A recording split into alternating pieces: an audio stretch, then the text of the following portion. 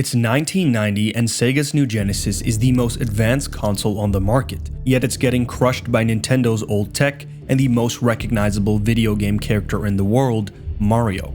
To make things worse, Nintendo announced that in a year, their new console would arrive in America to rival the Genesis. So with a ticking doomsday clock, Sega fought back by creating a character so calculated, risky, and ambitious that it actually worked in taking down Nintendo's dominance for a brief moment in time. This is the story of how Sega engineered Sonic to kill Mario, how three obsessive geniuses pushed the Genesis to its absolute limits, and how Sega's greatest strength turned into their greatest weakness. The all-time best-selling video game. Some people may think we were crazy. We had nothing else to lose.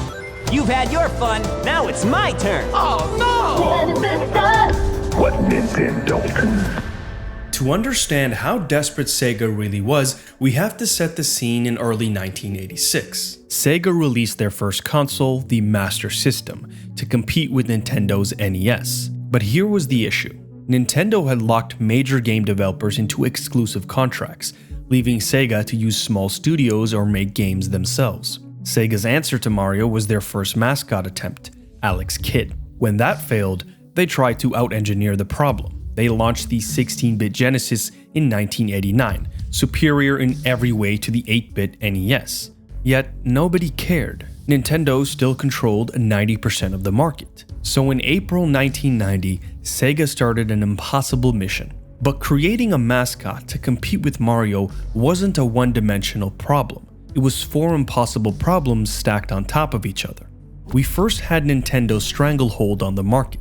30% of American households owned an NES, and major retailers like Walmart, Target, and Kmart refused to even carry the Genesis in their stores due to lack of popularity. Next, it was Mario himself. Super Mario Bros. 3 sold 18 million copies. Kids recognized Mario better than Mickey Mouse, a character with a 60-year-old head start. And then there was the culture war. Sega of Japan and Sega of America had completely different creative visions. If Sega couldn't find unity, Nintendo would continue dominating both markets. And the hardest would be the technical gauntlet. To beat Mario, you needed a character, a world, and a game that would compel gamers to choose Sega over Nintendo. So they looked to three young geniuses that could handle this mission. There was a big movement to create Sega's icon. We had softened him a lot. Make it more American. Yeah, there was more. In April 1990, three people were given this impossible mission. Yuji Naka was a 25-year-old programmer obsessed with speed since childhood. Naoto Oshima was a 26-year-old character designer who studied American culture obsessively. And Hirokazu Yasuhara was a 27-year-old level designer whose design philosophy came from pinball machines. These young men formed Sega Japan's dream team. They had 14 months to build something that could kill Mario, and they started by engineering the character himself, which would incidentally be the catalyst for an internal war. The team launched a company-wide competition. Anyone could submit a mascot design that could represent the Genesis' speed and power. And about 200 submissions flooded in. But one submission stood out, Oshima's hedgehog. He was a spiky blue creature that could curl into a ball and use its body as a weapon. He had red shoes that were inspired by Michael Jackson's boots and Santa's color scheme. They called him Mr. Hedgehog, who also had a bizarre backstory. He was a rock star with fangs in a band with a human girlfriend. They changed his name to Sonic to reflect the speed and power of the Genesis, and then they went to show their design to Sega of America. And they hated it. Madeline Schroeder, Sega of America's product manager, looked at fanged Sonic with his bizarre human girlfriend and saw a character that would never sell in the States. The Americans wanted Sonic softened, and the compromise took weeks. The final Sonic was a hybrid, Japanese cute culture and the big eyes and round body, with an unmistakable American attitude in the crossed arms and the smirk. But making him look cool was only half the battle. They still had to make him move. Naka wanted Sonic to move faster than any platformer character ever created, but there was a problem. See, in most games, the game checks each frame and calculates where the character is and checks if they're touching a floor, wall, or enemy. This is called collision detection. But when characters move fast, they literally skip over collision checks and start breaking the game. This is why platformers kept characters slow and controlled, but Naka didn't care. He spent months writing a completely new collision detection system that checked every single pixel along Sonic's path. This is why loops and wall running actually worked in Sonic. But Naka had another problem. How do you make speed feel real on a 2D screen? Naka used the parallax effect, the same phenomenon you see when driving, where distant objects barely move but nearby trees zoom past. He used clever scrolling tricks with the console's background layers, making different parts of the scenery move at different speeds, creating an illusion that made Sonic feel like he was running through a real 3D world.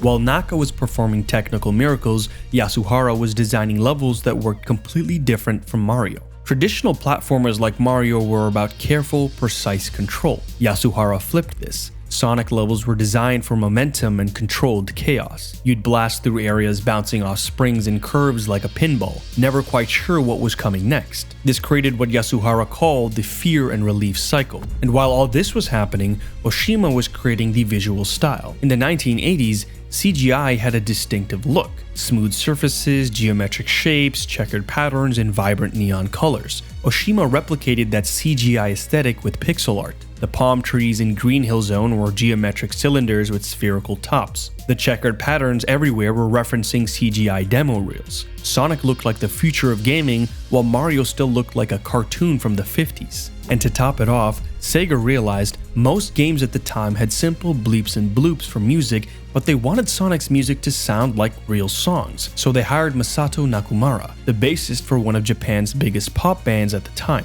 He would compose songs on his keyboard, record them on cassette tapes, and send them to Sega, and sound engineers would listen to each tape and manually recreate every note, every instrument, every effect by programming the Genesis sound chip by hand. By January 1991, 14 months after starting, the Sonic team had built their weapon. They revealed Sonic the Hedgehog for the Sega Genesis at the Winter CES in Las Vegas. Critics called it the most impressive game there and even won the Innovation Award. But none of that mattered yet. They still had to convince American kids to actually buy it. The real war was about to begin. The world felt its first Sonic boom. You can go to a whole different world and Sold 1 million copies. Wow, Sonic's fast. More action, more speed for less. Sonic launched on June 1991 and became a hit overnight. In just 3 months, Sonic was approaching 1 million copies sold, and Nintendo's market share started to drop.